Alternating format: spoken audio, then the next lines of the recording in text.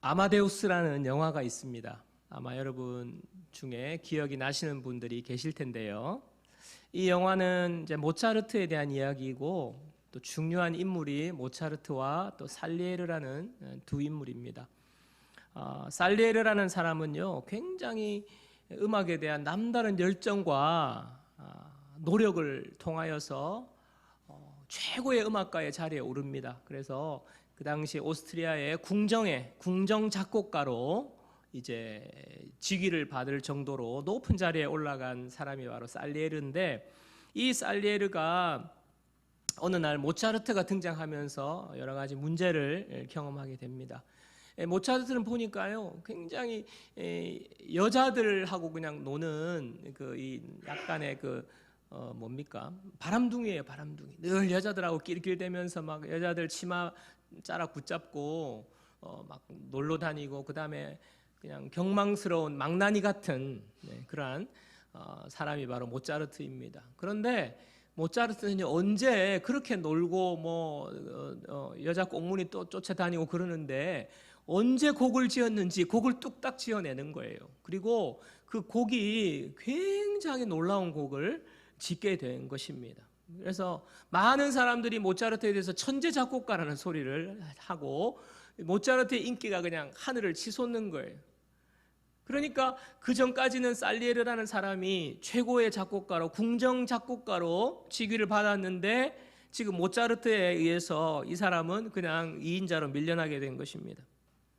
모차르트의 천재성을 따라갈 수가 없는 거예요. 자기가 아무리 노력을 해도 모차르트를 이길 수가 없다는 것을 알게 됩니다. 근데 중요한 것은 그 살리에르의 마음에 시기와 질투의 마음이 생기고요, 그 시기와 질투가 살리에르를 확 사로잡는 거예요. 그러니까 아무것도 못하는 거예요. 오로지 모차르트에 대한 원망과 모차르트에 대한 분노와 왜 신께서는, 하나님께서는 왜 모차르트에게 저런 재능을 주셨는지 하나님을 원망하고 질투와 시기에 사로잡혀서 그의 하루하루를 허미하고 마는 거예요. 결국에는 아무것도 못하고 누리지도 못하고 자기가 가지고 있는 특권을 누리지도 못하고 그냥 모차르트만 생각하다가 나중에 모차르트를 독살한다는 그런 내용의 영화이지요. 자, 이 영화로부터 살리에르 증후군이라는 심리학적 용어를 이렇게가 나왔습니다. 살리에르 증후군. 1인자를 시기하고 질투하는 2인자의 심리를 말하는 것이 바로 살리에르 증후군입니다. 2인자임에도 불구하고 1인자를 시기하고 질투하는 심리. 그런데요, 제가 이 살리에르 증후군을 이제 알고 또 이 영화에 대해 생각하면서 느끼는 건 단순하게 이것이요, 심리적인 문제에 그치는 게 아니라는 거예요. 그냥 질투하고 시기하고 심리적인 현상에 그치는 것이 아니라 이 살리에르 증후군은요, 한 사람의 인생을 망가뜨린다는 것입니다. 시기하고 질투하여서 자기의 인생을 허비하는 거예요. 자기 인생을 그냥 불행으로 시간을 다 보내버리는 거예요. 여러분, 최고의 위치, 2인자가 얼마나 높은 위치예요, 사실은요. 마치 세계에서 금메달, 은메달, 동메달인데 은메달 딴 거, 이런 거, 은메달 아무나 딸 수 있는 거 아니잖아요. 얼마나 놀라운 겁니까? 위대한 것입니까? 높은 지위입니까? 그런데도 불행한 거예요. 오늘 본문의 말씀을 묵상하면서 이 영화가 떠올랐고 이 생각이 저에게 떠올랐습니다. 여러분, 오늘 본문의 말씀을 보면요, 세베대의 아들의 어머니가 그 아들들을 데리고 예수님께 왔어요. 예수님께 와서 예수님께 부탁합니다. 오늘 마태복음의 본문과 똑같은 본문이 마가복음 10장 35절에도 나오는데요, 이 두 사람의 이름이 거기는 나와요. 바로 야고보와 요한입니다. 예수님의 12제자 중에 야고보와 요한이 그의 어머니와 함께 예수님 앞에 나와서 예수님께 요청합니다. 마태복음 오늘 20장 21절 볼게요. 마태복음 20장 21절 보면 예수께서 이르시되 무엇을 원하느냐? 이르되 나의 이 두 아들을 주의 나라에서 하나는 주의 우편에 하나는 주의 좌편에 앉게 명하소서. 지금 야고보와 요한의 어머니가 예수님께 찾아와서 주님의 나라가 세워지거든, 주님이 만약에 정권을 잡거든 우리 여기 있는 이 두 아들을 예수님의 오른쪽과 왼편에 앉게 해주세요. 무슨 말이에요? 요직에 앉게 해주세요. 지금 말로 하면 예수님께서 정권을 잡으면 우리 하나들은 국무총리, 또 하나들은 장관에 앉게 해주세요라고 지금 요청하는 겁니다. 야, 여러분, 예나 지금이나 이 학부모님들의 이 치맛바람이 굉장하죠. 어떻게든 막 자식을 성공시켜 보려고 그냥 와가지고 그냥 청탁하는 거 아닙니까? 근데 놀라운 것은요, 이 어머니가 다른 사람의 시선을 아랑곳하지 않고 굉장히 오픈된 장소에서 지금 이 청탁을 한다는 거예요. 오늘 마태복음 20장 24절입니다. 10 제자가 듣고, 그 현장에 10 제자가 있었어요, 없었어요? 있었어요. 10 제자가 듣고 두 형제에 대해서 분이 여기거늘.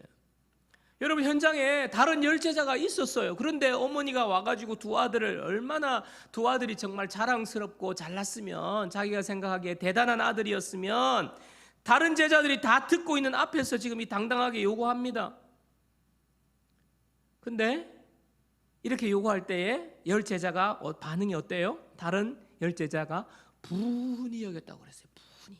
분노했다고 그랬습니다. 여러분, 왜 분노했을까요? 왜 분노했을까요? 시기와 질투심 때문에. 다른 제자들이요, 시기와 질투 이 이야기를 듣고는, 아니 도대체 무슨 예수님의 좌우에 앉는다고, 쟤들이 뭐라고 쟤들이 예수님 좌우에 앉느냐고, 쟤들이 앉을 바야 내가 앉지, 내가 더 잘났는데 무슨 말도 안 되는 소리 하냐고, 아줌마 이러시면 안 된다고, 여기서 이러면 안 된다고, 아줌마가 뭔데 여기 와가지고 이런 이야기 하냐고, 말도 안 되는 소리 하지 말라고, 이게 말이 되냐고, 세상에 주제 파악을 못한다고 막 이렇게 막 분노하는 거예요. 제자들이 내가 앉아야지, 감히 어디 엄마 찬스를 이렇게 쓰냐고 막 레이저 쏘면서 막 이렇게 지금 난리가 난 거 아닙니까? 분노한 것 아닙니까? 싸웠다는 이야기가 바로 10 제자가 듣고 그 두 형제에 대하여 분이 여기거늘, 지금 이런 상황이에요. 여러분, 더 놀라운 것은요, 이때 상황을 알면 더 기가 막혀요.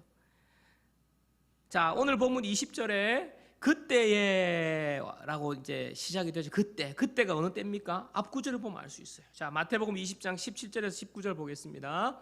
자, 마태복음 20장 17절 19절 잘 보세요. 예수께서 예루살렘으로 올라가려 하실 때에 12 제자를 따로 데리시고 길에서 이르시되, 보라, 우리가 예루살렘으로 올라가노니 인자가 대제사장들과 서기관들에게 넘겨지며 그들이 죽이기로 결의하고 이방인들에게 넘겨주어 그를 조롱하며 채찍질하며 십자가에 못 박게 할 것이나 제3일에 살아나리라. 무슨 이야기예요? 내가 지금 예루살렘으로 들어가는데, 얘들아 잘 들어, 내가 고난을 받고 이방인들에게 붙잡혀가서 고난과 채찍을 맞고 내가 십자가에 죽을 거야. 그들이 나를 십자가에 못 박을 거야. 지금 이야기한 거잖아요. 예수님 지금 고난과 십자가를 이야기하잖아요. 근데 그때에, 바로 그 말을 하는 그때에 세베대의 아들의 어머니가, 여러분, 지금 예수님이 얼마나 심각한 상황에 지금 이제 고난과 십자가를 예고하시는 거잖아요. 예수님 지금 우리가 그렇게 따르던, 제자들이 그렇게 따르던 예수님이 지금 십자가에 달려 죽으실 걸 지금 말씀하시는데, 심각한 얘기를 하시는데, 제자들은요 다 자기 자리 이야기하는 거예요. 자기 미래에 뭐 한 자리 얻을 거 이야기하는 거예요. 12 제자가 다 똑같은 거예요. 그래서 시기하고 질투하고 분노하고 싸우는 건 아닙니까?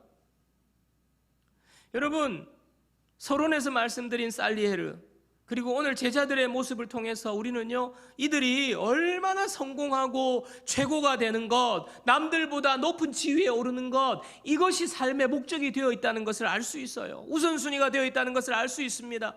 여러분, 이런 가치관을 가지고 살면 필연적으로 따라오는 게 뭐냐 하면, 남들이 나보다 잘 되거나 내하고 비슷한 사람, 아니면 나보다 좀 못하는 나의 동료가 잘 되면요, 시기하고 질투하는 마음이 생기게 되어 있어요.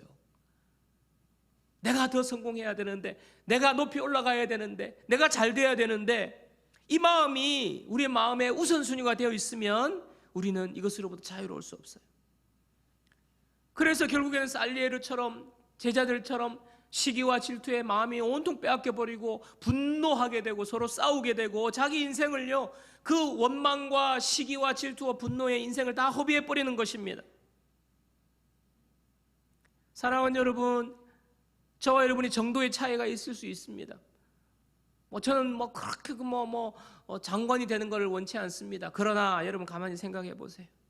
우리의 삶의 목표가 성공이나 높은 지위에 오르는 것, 최고가 되는 것, 그거에 너무 마음이 빼앗기고 집착하면요, 남들보다 잘 되는 것이 나의 목표가 되어버리면요, 그래서 내 마음속에 종종 시기와 질투의 마음이 찾아온다면요, 그것은요, 우리를 해를 끼치는 거예요. 우리의 마음과 우리의 삶을 힘들게 하는 것입니다. 저와 여러분들은 어떻습니까? 자유롭습니까? 저도요, 한 번씩요, 목사님들이 또 있잖아요. 동료 목사님도 있고.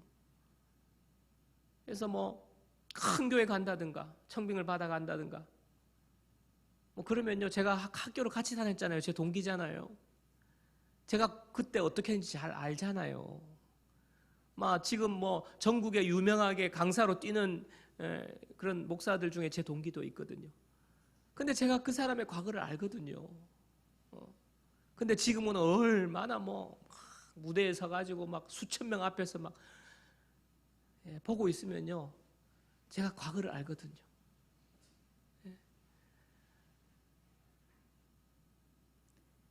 그러면서 시기와 질투의 마음이 제 마음에 들어오는 거예요.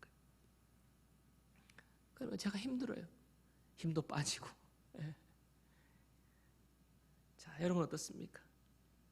오늘 우리가 이 말씀을 통하여서 여러분들에게 정말 해답을 찾는 시간 되기를 바랍니다. 자, 예수님께서 이렇게 시기와 질투와 분노하고 싸우는 제자들을 불러놓고 중요한 말씀을 하세요. 오늘 자, 마태복음 20장 25절에서 27절까지 말씀 보겠습니다. 자, 우리 다 함께 읽어보겠습니다. 이 말씀 다 같이요. 예수께서 제자들을 불러다가 이르시되 이방인의 집권자들이 그들을 임의로 주관하고 그 고관들이 그들에게 권세를 부리는 줄을 너희가 알거니와 너희 중에는 그렇지 않아야 하나니 너희 중에 누구든지 크고자 하는 자는 너희를 섬기는 자가 되고 너희 중에 누구든지 으뜸이 되고자 하는 자는 너희의 종이 되어야 하리라. 무슨 말이에요? 예수님께서 하신 말씀은 세상은 높은 지위에 있는 사람들이 권세를 부리고 아랫사람을 좌지우지하고 억누르고 억압하고 마음대로 조종하고 하지만 너희는 그렇게 하면 안 돼. 지금 예수님이 단도직입적으로 말씀하는 거예요. 너희는 높은 사람이 위에서 주장하고 억누르고 권세를 부리고 그렇게 하지 말아야 한단 말입니다. 무슨 말입니까? 반대로 하라는 거예요. 크고자 하느냐? 섬기는 자가 되라는 거예요. 최고가 되기를 원하느냐? 종이 되라는 거예요. 여러분 어떻게 이게 말이 이상하잖아요. 높은 사람이 당연히 섬김을 받아야 되는데 섬기는 자가 높은 자라는 거예요. 오히려 종이 어뜸이라는 것입니다. 하나님의 나라는요, 이 세상의 나라와 반대라는 거예요. 위계 질서가 반대라는 거예요. 주님이 말씀하시는 거는 바로 하나님의 나라의 높고 낮음에 대해서 지금 이야기하시는 거예요. 오래전에 제가 어릴 때 목사님으로부터 들은 예화예요. 참 약간 웃기기도 하면서 슬픈 예화인데, 여러분 이렇게 말씀드리는 이유는 좀 반응을 준비를 하시기 바랍니다. 제가 웃기는 이야기를 아주 진지하게 하는 은사가 있어요. 그래서 최대한 안 웃기려고 자연스럽게 해보겠습니다. 자, 천국에 갔는데, 천국 이야기예요. 천국에 가서 식사 시간이 되어서 천국에서 지금 식당에서 식사를 하는데 가만히 보니까 놀라운 사실을 많은 사람들이 식사를 하면서 발견하게 된다는 거예요. 뭐냐 하니까 테이블이 근사한 테이블에 앉아서 맛있는 식사를 진수성찬을 먹고 있어요. 근데 보니까 그 먹고 있는 사람들이 대부분이 성도님들이고 집사님들이라는 거예요. 앉아서 맛있게 먹고 있는데, 근데 음식을 막 갖다 나르고 막 이렇게 냅킨을 이렇게 팔에 두르고 서빙을 하는 사람들을 보니까 장로님, 권사님들이 서빙을 하더라는 거예요. 야, 이게 놀랐는데 잠시 있어서 더 놀라운 일이 일어났는데 뭐냐 하면 갑자기 누군가가 철가망을 들고 갑자기 뛰어 들어오더라는 거예요. 식당 안으로. 보니까 목사님이 철가방을 들고 뛰어들어오는 거예요. 배달 갔다가 돌아온 거예요. 예. 좀 웃어주세요. 예. 자, 이제야 이해하신 분이 계시네. 예. 자, 성도님, 집사님들은 테이블에 앉아서 먹고, 권사님, 장로님은 서빙하고, 목사님은 뭐 하러 갔다고요? 배달 갔다 온 거예요. 배달. 예. 여러분, 참 이게 개그지만 이게 그 안에 정말 그게 있지 않습니까? 교회에서 지위가 높아진다고 해서 자꾸 섬김만을 받으려 하고 이렇게 하는 것을 지금 이렇게 풍자한 거 아니에요. 천국은 그 반대라는 거예요. 천국은. 물론 이게 비꼬는 투로 목사님이 철가방 들고 막 갔다고 그런 말이지만 사실은 그분이 정말 주님 앞에서는 높은 사람이라는 거예요. 철가방 들고 배달 갔다고 서빙하는 그분들이. 여러분, 예수님이 말씀하신 것이 무엇입니까? 세상에서는요, 섬기는 자가 낮은 자예요. 종이 낮은 사람이에요. 그런데 하나님의 나라는요, 섬기는 사람이 높은 사람이라는 거예요. 여러분, 저와 여러분이요, 이 세상에 살고 있지만 저와 여러분들은 하나님 나라에 속한 하나님의 백성이라는 사실을 여러분 기억하셔야 합니다. 우리는요, 똑같이 다른 사람들과 이 세상을 살아가고 있지만 하나님 나라를 살아가고 있는 거예요. 왜요? 하나님의 나라가 이곳에 이미 임하였기 때문입니다. 예수님이 오심으로 하나님의 나라가 이루어졌어요. 예수님께서 오셔서 십자가에 죽으시고 사탄 마귀의 권세를 멸하시고 예수님께서 다스리는 하나님의 나라가 이 땅에 임한 거예요. 하나님의 통치가 임한 거예요. 그래서 저와 여러분들이 예수님을 믿게 되면 저와 여러분들의 마음에 하나님의 나라가 임하는 거예요. 주님이 다스려 주시는 거예요. 내 마음과 모든 내 삶을 예수님께서 다스려 주는 거예요. 그래서 무슨 일이 일어납니까? 그 전까지는요, 우리가 그냥 마음이 늘 흔들리고 요동하고 마음이 불안하고 그랬는데 예수님을 믿는 순간 예수님이 내 마음에 들어오셔서 다스려 주시니까 평안이 임하는 거예요. 평안이 임하는 거예요. 아무리 상황이 힘들어도 예전 같으면 무슨 상황이 힘들면 아이고 어떡하나, 나 이제 큰일 났다 막 불안하고 염려가 되고 했는데 예수님을 믿게 되니까 예수님이 다스려 주시는데, 폭풍도 잠잠게 하신 예수님, 내 삶의 모든 폭풍도 주님과 함께라면, 주님께서 나를 다스려 주시면 나는 괜찮아. 내 영혼 주품 안에서 내 영혼이 안전하다고 우리 고백했잖아요. 그런 일들이 생기는 거예요. 하나님의 나라가 임하는 것입니다. 여러분, 이와 같은 우리의 하나님이 다스려준 나라, 내가 가는 곳이 하나님의 나라가 되고 하나님의 통치가 임하게 되고 나의 직장과 내가 만나는 사람들을 하나님께서 다스려 주시는 하나님의 나라가 바로 우리가 살아가는 이 세상인 거예요. 예수 믿는 사람들은요, 이 하나님의 나라를 살고 있다는 것을 기억해야 되는 겁니다. 이 하나님의 나라를 살아가는 중요한 원리가 바로 오늘 주님이 말씀하시는 이것이에요. 섬김이라는 거예요. 섬김. 여러분, 이 세상은요, 높이 올라가서요 힘으로 누르고, 높이 올라가서 권력을 휘두르고, 높이 올라가서 갑질하고, 이 시스템이 바로 이 세상이에요. 여러분, 그렇잖아요. 이 세상은 그 시스템이에요. 그러나 하나님이 다스리는 시스템은요, 그런 시스템이 아닙니다. 하나님 우리에게 힘으로, 우리에게 권력으로 하지 않으세요. 하나님께서 우리를 섬기심으로 우리를 찾아오셨어요. 바로 하나님 나라의 시스템, 섬김입니다. 이 섬김의 본을 보이신 분이 바로 예수님이세요. 예수님. 그래서 주님께서 오늘 제자들에게 너가 높아지기를 원하느냐? 섬기는 자가 돼야 돼. 너가 으뜸이 되기를 원하느냐? 종이 돼야 돼. 이렇게 말씀하시고 바로 이어서 오늘 마태복음 20장 28절에 이렇게 말씀하시는 거예요. 마태복음 20장 28절입니다. 인자가 온 것은 섬김을 받으려 함이 아니라 도리어 섬기려 하고 자기 목숨을 많은 사람의 대속물로 주려 함이니라. 예수님은 하나님이세요. 근데 예수님은 하늘에 계셔야 하는데 하늘 보좌를 버리고 이 땅에 오셨어요. 하나님이 우리와 똑같은 인간의 몸을 입고 이 땅에 오셨잖아요. 이것은요, 굉장한 낮아지심입니다. 하나님의 낮아지심이에요. 그리고 주님께서 제자들의 발을 씻겨 주셨어요. 여러분, 그 당시에 발은 그 팔레스타인 지방에 그 샌들 신고 다니니까 뭐 발이 얼마나 더러워지겠어요. 모래 바람에 그 흙에 뭐 땀에 범벅이 돼가지고. 그래서 집에 들어오면 항상 발을 씻는데 그 발은 노예들이 씻겨주는 거예요. 가장 낮은 종들이 씻겨주는 거거든요. 그 발 씻는, 제자들의 발을 씻겨주시는 것 바로 예수님이 하셨어요. 예수님이. 하늘에 하나님께서 인간의 몸을 입고 내려오신 것도 굉장한 낮아지심인데 그 주님이 제자들의 발을 씻겨주셨어요. 주님이 섬기러 오셨다는 것을 보여주시는 건 아닙니까? 이 예수님이 가장 최고의 섬김의 절정을 보여주셨는데 그게 무엇입니까? 방금 읽은 자기 목숨을 많은 사람의 대속물로 주려 하심이라. 자기 목숨을 많은 사람의 대속물로 내어주셨대요. 여러분, 대속물이라는 단어 우리가 뭐 잘 쓰지 않는데 헬라어로는 리트론이라는 단어인데 이 단어는요 몸값, 석방금이라는 뜻이에요. 여러분, 뭐 영화 같은 데 보시면 뭐 협상이라든지 그 최근에 나온 영화라 이런 데 영화를 보면 납치가 다 되잖아요. 사람이 납치가 되잖아요.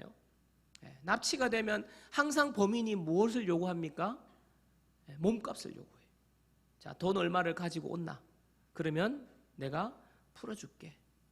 몸값을 요구하잖아요. 바로 그 몸값, 석방금, 영어로는 랜섬, 바로 그 뜻이에요. 예수님께서 자기 목숨을 몸값으로 내어주셨다는 거예요.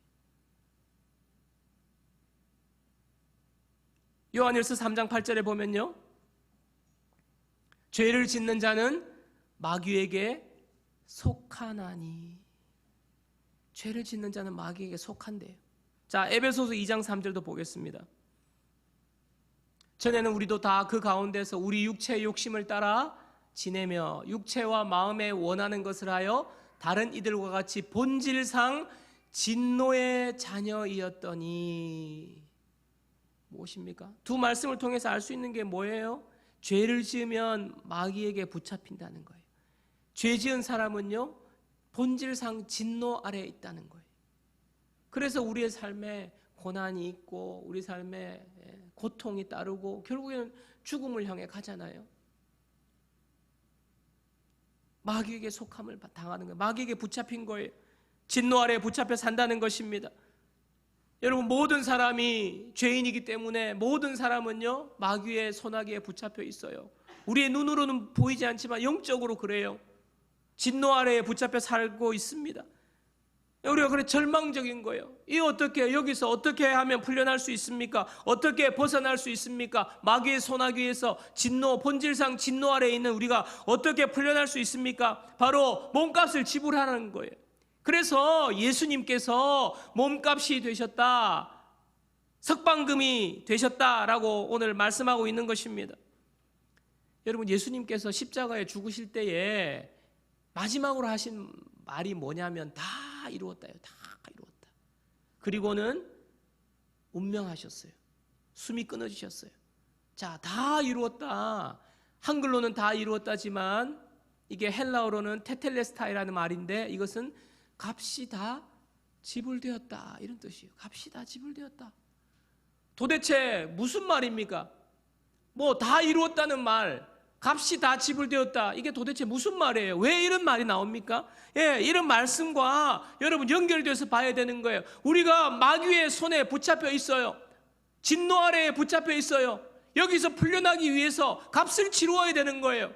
근데 우리 힘으로는 불가능하잖아요.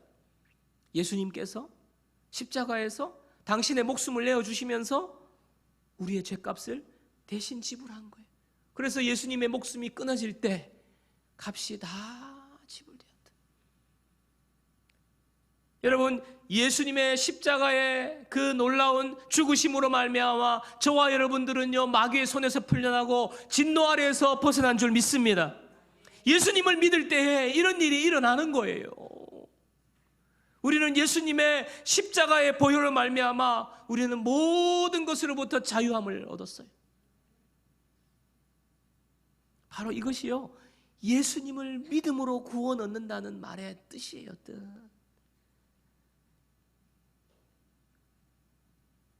예수님은요, 자기 목숨을 많은 사람들의 대속물로 주시는 것으로 섬김의 절정을 이루셨어요. 여러분, 많은 사람의 나를 넣어서 한번 읽어보시기를 바랍니다. 자, 저를 따라합니다. 저를 따라하겠습니다. 예수님께서 자기 목숨을 나의 대속물로 주셨습니다. 예수님께서 자기 목숨을 나의 몸값으로 주셨습니다. 여러분, 믿습니까? 고린도전서 6장 20절을 보면요, 고린도전서 6장 20절에 보면 값으로 산 것이 되었으니 그런즉 너희 몸으로 하나님께 영광을 돌리라. 뭐라 그래요? 값으로 산 것이 되었대요. 값으로 산 것이 되었대요. 고린도전서 6장 20절. 우리 몸 하나님께서 값으로 샀다는 것입니다. 여러분 중에 뭐 명품을 집에 가지고 계신 분이 있을 건데요, 여러분, 그 명품 얼마짜리입니까? 명품은 비싸죠. 명품이기 때문에 비싸고, 비싸기 때문에 명품입니다. 뭐 수천만 원짜리 또 있고, 그런데 가치가, 그 지불된 가격이 높을수록 명품이고 그게 귀한 거잖아요. 여러분, 근데 가장 귀한 명품이 바로 저와 여러분들이에요.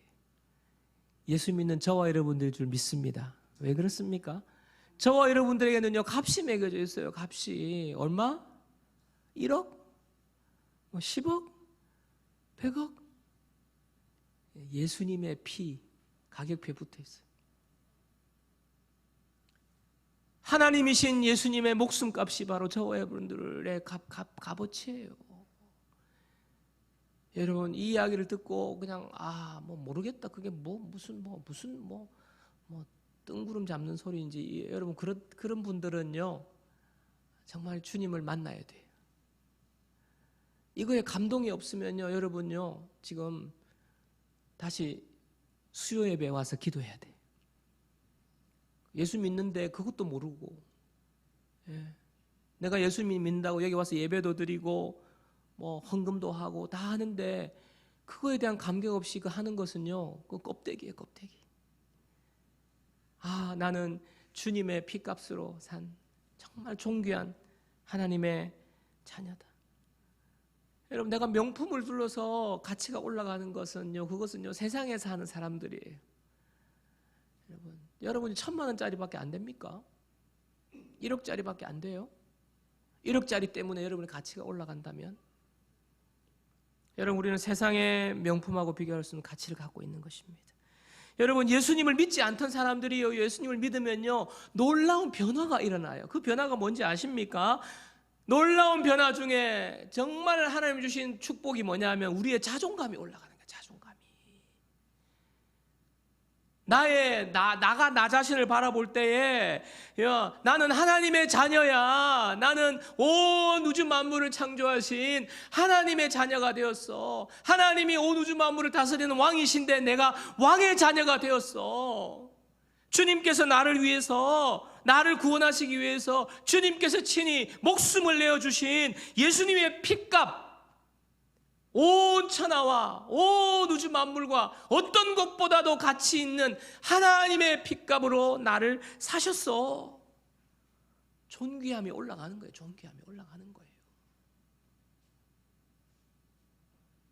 여러분, 예수님을 구주로 영접하셨습니까? 여러분, 예수님을 통하여서 구원받았다고 여러분 고백할 수 있습니까? 여러분, 그렇다면요, 여러분은요, 이 세상의 모든 것과 바꿀 수 없는 놀라운 가치를 여러분에게 주님께서 값을 매겨준 귀한 존재가 된 거예요. 존귀한 존재가 된 거예요. 여러분, 그러면요, 이런 인식이 생기면 그 별로 그 뭐 남들이 나보다 더 비싼 걸 갖고 나타났을 때 별로 그렇지 않아요. 제가 이야기 들어보니까 뭐 어떤 분들이 이제 뭐 같이 여행을 가기로 했는데 옷을 사 입고 갔는데 명품을 두르고 갔는데 그 가보니까 같이 팀을 이룬 다른 분들은 자기보다 훨씬 비싼 명품을 입고 와가지고 그것 때문에 너무 낙심이 되고 그랬대요. 명품 입었을 때는 좋았을 거 아닙니까? 근데 갔는데 저 사람은 나보다 더 한 단계 높은 그 메이커 입고 왔어요. 그래서 다음에 또 열심히 돈 벌어서 그 그레이드를 올렸더니 다음에 갔더니 그 사람은 또 더 올라갔네? 여러분, 명품을 두른다고 해서 우리의 가치가 올라갑니까? 우리 내면의 가치가 올라가야 되는 거예요.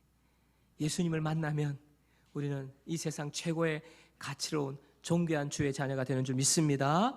여러분, 이게 올라가면요, 이게 예수님 만난 사람들의 변화인데 이렇게 되면요, 어떤 문제가 해결되냐 하면 이제 남들이 잘 되고 뭐 명품을 두르고 이런 데에 대한 시기와 질투가 잘 안 생겨요. 그냥 그런가 보다. 그게 뭐라고? 그 뭐 몇천만 원짜리 그게 뭐라고? 이런 마음이 생기는 거예요. 시기와 질투의 마음이 안 생기는 거예요. 나를 뚫고 들어올 수가 없어요. 주님께서 주님의 목숨을 내어주시면서 우리를 값으로 사면서 우리가 시기와 질투로부터 해방된 줄 믿습니다. 그리고요, 이렇게 되면 내 가치가 올라가면 내가 섬길 수 있어요. 그 결과가 섬기는 거예요. 내가 낮아졌기 때문에 내가 쟤보다 뭐가 모자라서 내가 쟤를 섬겨야 되냐 이런 마음이 아니라 나는 더 이상 올라갈 데가 없고 나는 다 가졌기 때문에 내가 베풀 수 있는 거예요. 섬길 수 있는 것입니다. 내가 지위가 낮아서 섬기는 것이 아니고 내가 종이기 때문에 섬기는 것이 아니고 반대예요. 그리고 예수님도 섬기신 것처럼 왕이신데 우리를 위해서 낮아지시고 목숨까지 내어주시면서 섬기신 예수님이 섬기는 자가 큰 자야. 예수님이 친히 보여주셨기 때문에 내가 섬길 수 있는 거예요. 그래요, 맞습니다. 주님, 나도 예수님을 따라서 섬기는 자가 될게요. 우리 마음에 이런 놀라운 변화가 일어나는 것입니다. 사랑하는 여러분, 높은 자가 되기 원하십니까? 섬기는 자가 되십시오. 여러분, 최고가 되고 싶습니까? 올라가고 싶습니까? 종이 되십시오. 섬기는 자가 큰 자고요, 종이 높은 자예요. 끝으로 제가 구체적인 적용점을 좀 나누고 말씀 마치려고 하는데, 여러분, 예수님을 마음에 영접할 때에 우리는요, 주님의 피값으로 산 하나님의 존귀한 자녀가 됩니다. 이 사실을 믿으시기 바랍니다. 그리고 이 놀라운 은혜가 저와 여러분들을 변화시켜 주는 거예요. 이게 변화되면요, 정말 우리가 자유하며 살 수 있어요. 자, 그리고 그렇게 될 때 우리는 섬길 수 있어요. 다른 사람을 섬기는 삶을 살 수 있습니다. 가장 귀한 섬김.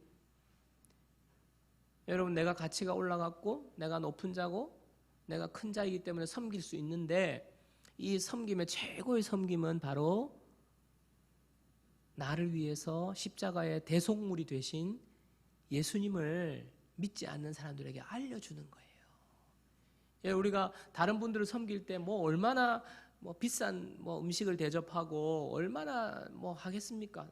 우리보다 잘 사는 분들도 많아요. 그렇죠? 우리보다 지위가 높은 분들도 많아요. 근데 그분을 향한 우리의 섬김 중에 최고의 섬김은요, 바로 당신을 위해서 자기 목숨을 대속물로 주신 그 예수님을 소개해 주는 거예요. 이거보다 더한 섬김이 없습니다. 왜 그렇습니까? 그분의 인생을 바꾸는 일이기 때문에, 그분의 가치를 깨닫게 해주는 일이기 때문입니다. 여러분, 그래서 우리가 4.16 새생명주의를 지금 준비하고 새생명주의를 위해서 기도하고 있지 않습니까? 여러분, 우리가 하고 있는 4.16 새생명주의는요, 최고의 섬김의 날입니다. 저와 여러분들을 통하여서 하나님께서 이 일을 이루시는데 여러 모양으로 여러 가지 방법으로 섬기고 그날 그분들이 이 자리에 와서 나를 위해서 십자가의 대속물이 되신 주님을 만나게 되는, 그래서 인생에 놀라운 변화가 일어나는 놀라운 축복의 시간으로 저와 여러분들 함께 만들어가는 그런 복된 저와 여러분들 되기를 주님의 이름으로 축원합니다.